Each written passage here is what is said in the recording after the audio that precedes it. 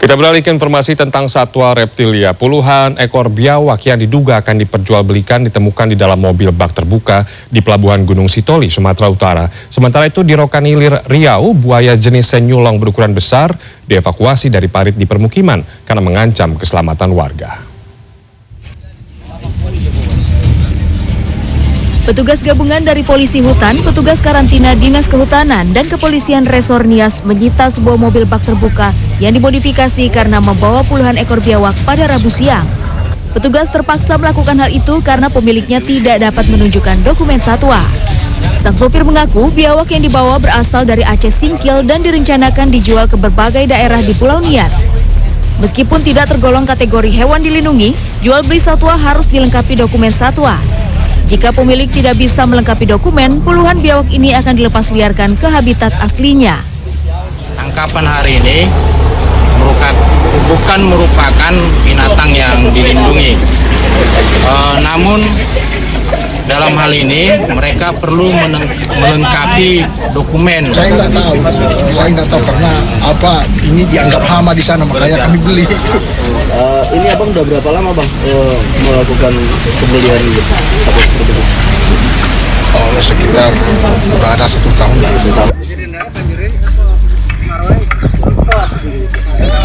Warga desa Tanjung Medang Barat, Rokan Hilir, Riau menangkap seekor buaya jenis senyulong dari dalam parit di sekitar pemukiman warga Selasa siang 14 Juni.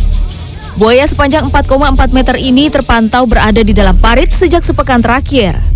Warga menduga satwa dengan nama latin Tomistoma selegeli itu berasal dari aliran Sungai Batang Ibul yang masih satu aliran dengan parit. Untuk menghindari hal yang tidak diinginkan, Balai Besar Konservasi Sumber Daya Alam Riau langsung mengevakuasi buaya tersebut.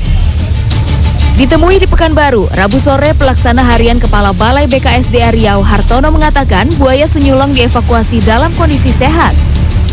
Masyarakat mengantisipasi jangan sampai terjadi hal yang tidak diinginkan karena memang parit tersebut langsung terhubung dengan kampung. Makanya masyarakat langsung menangkap dan kita Balai Besar KSDA Riau langsung melepas liarkan kembali ke habitat. Setelah dievakuasi petugas, buaya senyulong itu direncanakan dilepas liarkan ke habitatnya yang jauh dari pemukiman warga. Tim Liputan CNN Indonesia.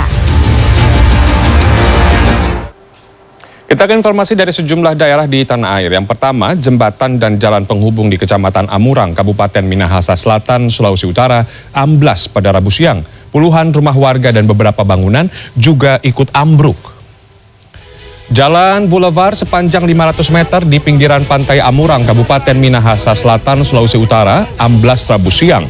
Tidak hanya jalan, jembatan Kambio sepanjang 75 meter yang menghubungkan dua kelurahan, yakni Bitung dan Uuran, ikut ambruk.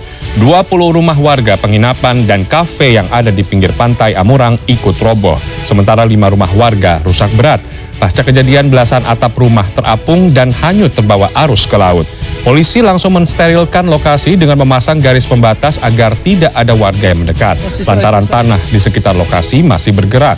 Pemerintah setempat meminta warga untuk mengungsi ke tempat yang lebih aman untuk menghindari jatuhnya korban jiwa.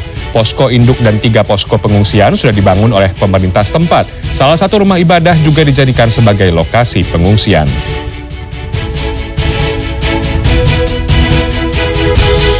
Selanjutnya dari Tuban, Jawa Timur, suasana haru mengiringi kematian sapi kurban milik peternak rumahan Rabu pagi. Pemilik sapi sangat terpukul karena sapi jenis limosin yang hendak dijual belasan juta rupiah menjelang Idul Adha mati terpapar virus PMK. Pemilik sapi ini tak mampu menyembunyikan kesedihannya pasca sapi jenis limosin yang ia pelihara akhirnya mati.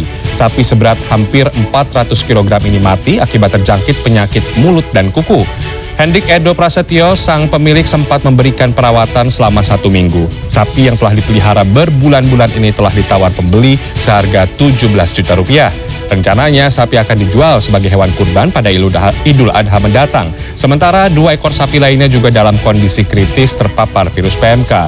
Bangkai sapi kemudian dikubur oleh pemilik sapi di samping kandang. Pemilik sapi berharap ada bantuan pengobatan dari dinas terkait untuk 2 sapinya yang juga terkena PMK agar dapat sembuh kembali.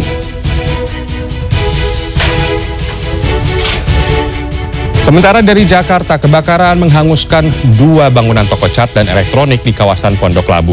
Kebakaran terjadi karena pembeli tidak sengaja menumpahkan bahan kimia yang mudah terbakar. 2 bangunan yang merupakan toko cat dan toko elektronik di Jalan Raya Fatmawati, Pondok Labu, Cilandak hangus terbakar Rabu siang. Banyaknya bahan kimia yang mudah terbakar seperti thinner dan cat membuat kobaran api cepat membesar hingga merambat ke bangunan lainnya. Petugas penanggulangan kebakaran dan penyelamatan Jakarta Selatan mengerahkan 14 unit mobil damkar ke lokasi untuk memadamkan kobaran api. Menurut kesaksian warga, kebakaran akibat adanya pembeli di toko cat yang tidak sengaja menumpahkan bahan kimia dan terkena percikan api. Tidak ada korban jiwa dalam peristiwa ini, namun arus lalu lintas dari arah Cinere menuju Fatmawati dan sebaliknya terpaksa ditutup sementara. Akibat peristiwa ini, kerugian ditaksir mencapai ratusan juta rupiah.